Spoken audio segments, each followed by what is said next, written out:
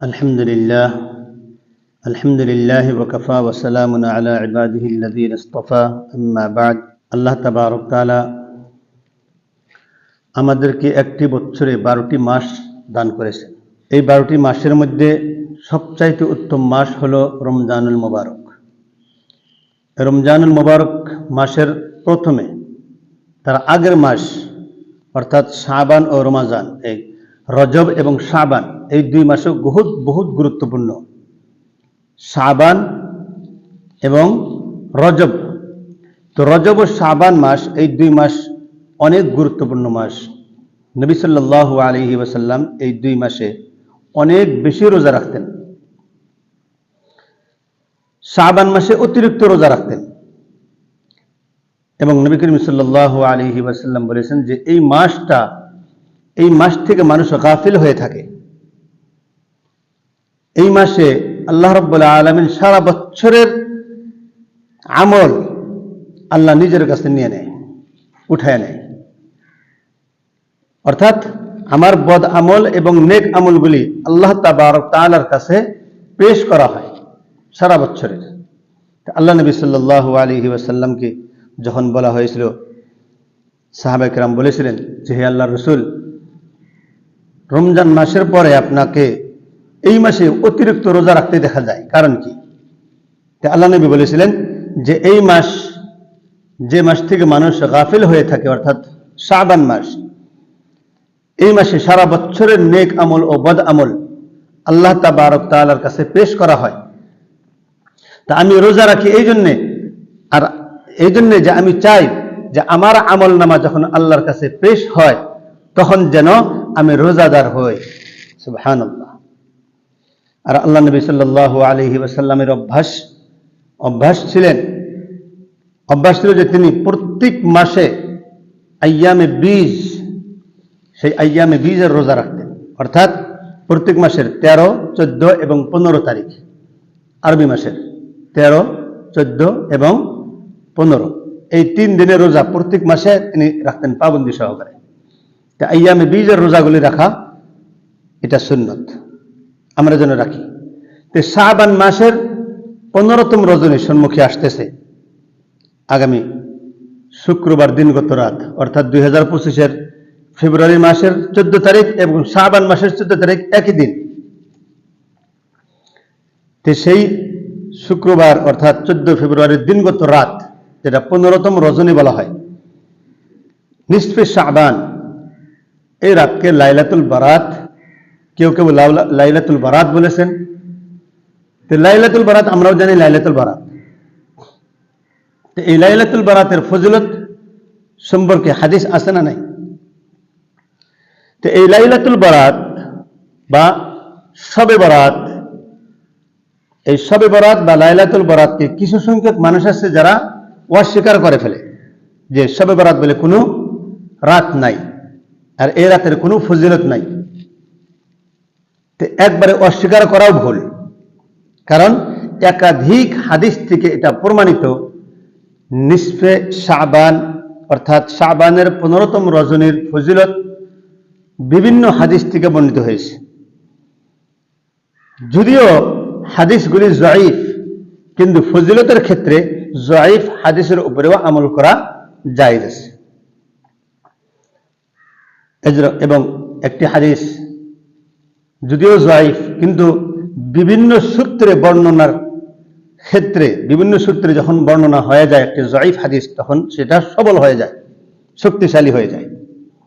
যেমন হযরত আয়েশা সিদ্দিকা রাদিয়াল্লাহু তাআলা আনহা বলেন যে এক রাত্রে আমার পাশে নবী পাক সাল্লাল্লাহু আলাইহি ওয়াসাল্লাম শোয়া ছিলেন। আমি তো ঘুমিয়ে গেছি, রাত্রে ঘুম থেকে জাগরণ করে দেখি নবী আমার পাশে নাই। আমি চিন্তায় পড়ে গেলাম, নবীজি কোথায় গেলেন?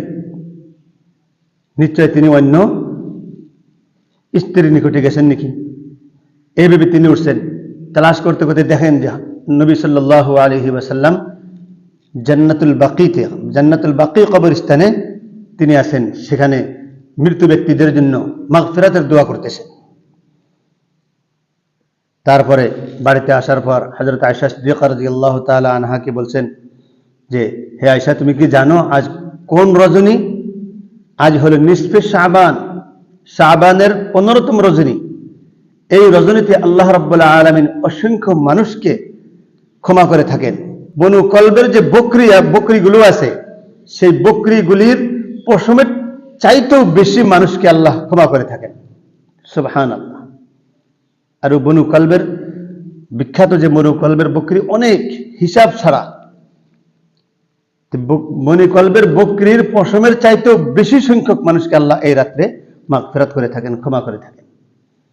হযরত আলী রাদিয়াল্লাহু তাআলা আনহুর এক রিওয়ায়াতে আছে যে তিনি বলেন যে আল্লাহ রাব্বুল আলামিন এই রাতে প্রথম আসমানে এসে যান, যেটা আমরা দেখি, সেই আসমানে এসে যান আর নিদা লাগান ফেরেশতাদের দিয়ে যে কে আসো, বহুত গুনাহ করেছো, অনেক গুনাহ করেছো, কে আসো ক্ষমা চাইতে চাও, গুনাহ মাফ করাতে চাও, আমার কাছে ক্ষমা চাও, আমি মাফ করে দিব।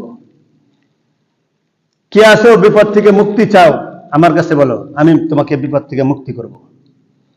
কে আসো রিজিকের অভাব অনাটনে ভুগতেছো, কামাই রোজি রোজগার নাই, আমাকে বলো, আমি সমস্ত সমস্যা সমাধান করে দেব। এই রাত্রের ফজিলত অনেক বেশি। আল্লাহ নবী সাল্লাল্লাহু আলাইহি ওয়াসাল্লাম এই রাত্রে কবর জিয়ারত করেছেন।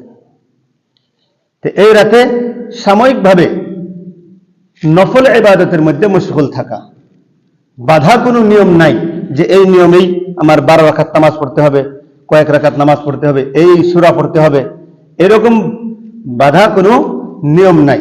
যদি নিয়ম করি তাহলে এগুলি হবে বিদআত। হ্যাঁ, অন্য যেরকম ভাবে নফল ইবাদত করি, নফল জিকির করি, জিকির আজকার করেন, এই রাতে কোরআন তেলাওয়াত করেন, দুয়ার মধ্যে মশগুল হয়ে থাকেন, সালাতুত তাসবিহ পড়েন, সূরা ইয়াসিন পড়েন, সূরা দুখান পড়েন, এবং যদি সময় হয়, সুবিধা হয়, তাহলে কবর জিয়ারতও করবার যান। এটা জরুরি নয় যে কবর জিয়ারত করতেই হবে। এই রাতটাকে ইবাদতের মধ্যে কাটিয়ে দেওয়া হলো মকসুদ, ইবাদতের মধ্যে কাটিয়ে দেওয়া হলো উদ্দেশ্য। এই রাত্রে বিদআত থেকে বেঁচে থাকতে হবে, খুরাফাত থেকে বেঁচে থাকতে হবে। এই রাত্রে হাল্লা চিল্লা বহুত শোনা যায়, দেখা যায়। এই রাত্রে ছেলে পোলাপানগুলা রাস্তা দিয়ে চলে আর হাল্লা চিল্লা করে। না, হাল্লা চিল্লা করার জন্য না। এই রাত একাগ্রত মানে একাচিত্তে ইবাদত করার রাত। আপনি একা একা নামাজ পড়েন, বাড়িতে পড়েন, বাড়িতে পড়া বেস্ট। যদি দেখা যায় যে আমি বাড়িতে বেশি রাত পর্যন্ত টিকতে পারবো না, ঘুম এসে যাবে, মসজিদে যাই, মসজিদে গিয়ে কিছু সবাই নামাজ পড়বে, বহুত মানুষ নামাজ পড়বে, তো মানুষের দেখা দেখে আমারও ঘুম থাকবে না। এই ভেবে যদি মসজিদে আসেন তাহলে ঠিক আছে। আর এটা ভাবেন যে মসজিদেই নামাজ পড়তে হবে, মসজিদে রাত জাগতে হবে, এটা ভুল। নফল ইবাদতের জায়গা, উত্তম জায়গা হলো বাড়ি।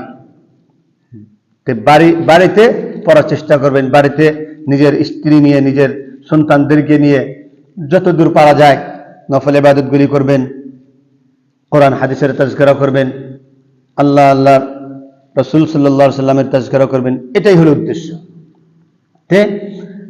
শবে বরাতের ফজিলত অস্বীকার করার কোনো সুবিধা নাই। একাধিক হাদিস থেকে এটা প্রমাণিত, বুজুর্গানে দ্বীন থেকে প্রমাণিত। হুজুর পাক সাল্লাল্লাহু আলাইহি ওয়াসাল্লাম নিজেও এই রাতে কবর জিয়ারত করেছেন এবং এই রাতের ফজিলত সম্পর্কে আমাদেরকে অবগত করেছেন। তা আমরা ইনশাআল্লাহ এই রাত্রে ইবাদতের মধ্যে কাটানোর চেষ্টা করব। আল্লাহ আমাদের সবাইকে তৌফিক দান করুন।